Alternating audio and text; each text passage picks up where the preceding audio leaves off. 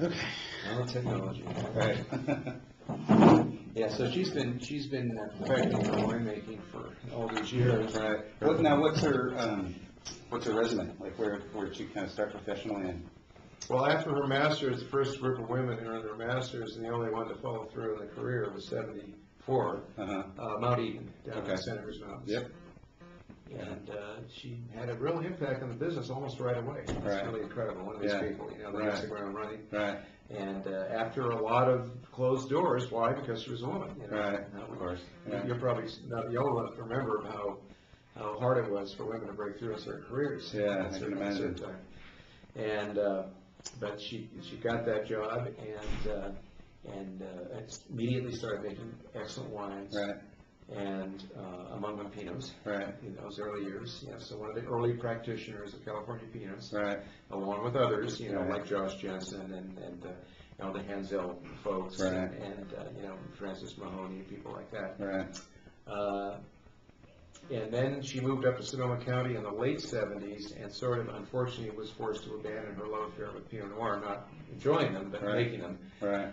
She founded Matanzas Creek, which was back when it was owned by some other people. And then we made Chardonnays together, she and I, back in the 80s. At Matanzas Creek? No, after her tenure there. Okay. Was, I think 83, 84, she moved on to her own project in partnership with her parents. We made Chardonnays called the Merry Edwards. It lasted about 5 years. Right. And you know, unfortunately, it was not the right timing economically and all that sort of thing. Right. And then she consulted for many different wineries over the years. Laurier, which is a brand you see on the shelf a lot. That was intended to be a very high-end Pinot producer, and I worked with her for years, her cellar master in those days. It's still in existence, but it was bought out by the Franzia people, you know, so now it's a fighting varietal, really, more than anything. But the facility is now Hartford family. Okay, so Don Hartford and the KJ crew. Yes. Right. So that facility was not designed by her. Oh, okay. And then she consulted for other people like Lambert Bridge and Fritz and Whitehall Lane and B.R. Cohn and you know, a very long list of wineries that she went in and, you know, helped them, you know, ramp up their wines, you know, if you will. Yeah. And so she did that until the mid-90s. She and her husband, supporting her, Ken Cooper-Smith, started this venture with some investors helping out, and many of who are still with us. And we purchased Meredith, the land for Meredith, which was just pasture at that point, and she planted her first vineyard ever that she's had under her control. And how long ago was that?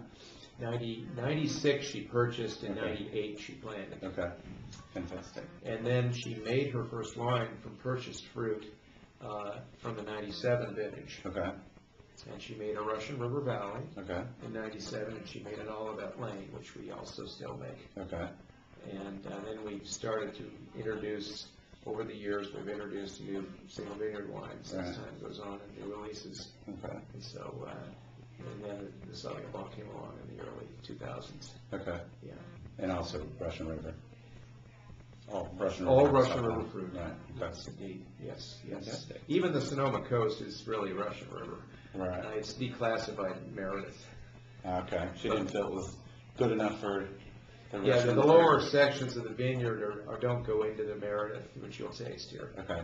But they go into the Sonoma coast, and it's a lovely, delicate, bright, well-structured Pinot Noir that goes well with a lot of food. Okay.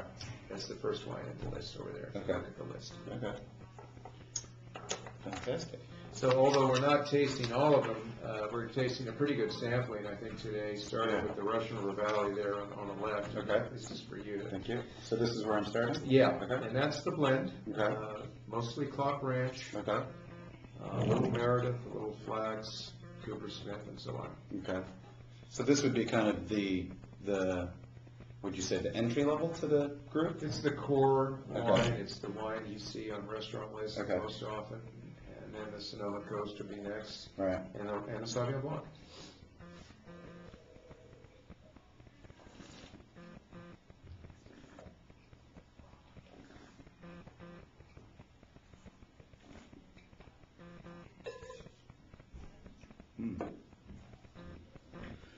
Nice juicy red fruit. Yep. Very elegant. Elegant. Bit of Describes the spice. wines. Yeah. Balanced and elegant. Right. Yeah. It's a pretty wine. Pretty much, yeah. Excuse me. And this is what you would make the most of. Yes. Out of the wine. It's the biggest French wine, yeah.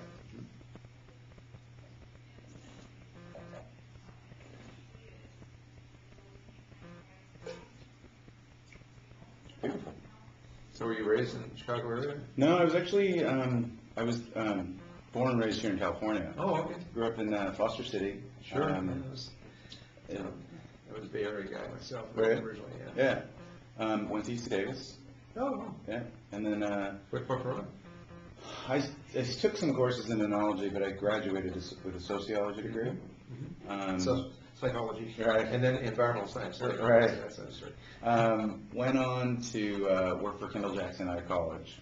Oh, They are the ones that moved me out to Chicago, so I was working running Chicago market on-premise program, and then eventually, left them and went to work for Co-Brand, covering the series of brands that they represent. Again, focusing on just the on-premise world. And then left them several years later and went to work for a division of Constellation Brands that was a company they had bought, B.R. Hardy's out of Australia, representing kind of the smaller artisan section of the Hardy's portfolio. So, things like Barossa Valley Estate, Leasingham, and kind of the more regionally focused Australian ones. And then 4 years ago, so 2004, we decided to go out on our own and open Just Grapes. And, really the focus of Just Grapes is small artisan brands. We do education. We've got an automated self-serve tasting bar that's, we import from Italy. We do classes. I mean, just neat. Yeah, a little more of an interactive, I suppose, type concept. We do lots of corporate events, which is why we do have a restaurant license as well. So we have both a package license as well as a tavern kind of restaurant. Yeah, the tie together with food service sometimes helps, penetrate that gray area that we sometimes deal with, where you've got a wine bar, but they also serve a little food, small plates or something like that, so, yeah. They manage to get a little bit. What's the total production? Almost 16,000 with this vintage, and then we're going to probably stay not much more than that in 07, and then, we're staying pretty steady as she goes at that point. And then we're planning, because of the vineyards coming up into production, we'll be, slowly increasing that. Right. The bond here for the winery is 25,000. Okay. So Right. but that'll take some years to get to. Right. Okay. So what do we have here? This is the Coopers. This is the vineyard that surrounds us. Right. And this is all budwood from Mount Eden, her first job. Okay. Yeah. Oh. She made available. Right. Full She's circle. responsible for all Right. that. Yeah. And what is method À l'ancienne, ancient methods. It's a kind of an homage to Burgundian winemaking. If you want to look at it that way. Yeah. Seems a bit more dense on the nose. Yeah, you get a little more density here as you go down the track.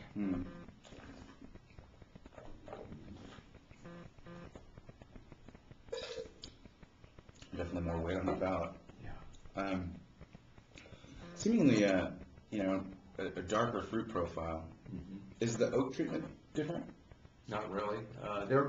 Yes, in a sense, a little more higher percentage of new. In this? Fresh. Okay. So, okay. Yeah. Or more closer to 80 as opposed to like 60. Right. Okay. Okay. Yeah. And then this is all single vineyard, older vines? Well, I guess No, this not. is a younger Yeah, vine. because you This is just a told younger me. vine. It's Right. about, it's about 7 or 8 years old. Okay. Does some of this go in that? Some of Yes, this- a little bit. Right. Mostly Okay. cloth. Mostly cloth. Right? Got it. Got it. Which we're not tasting, fortunately. Right. Next time. Yeah.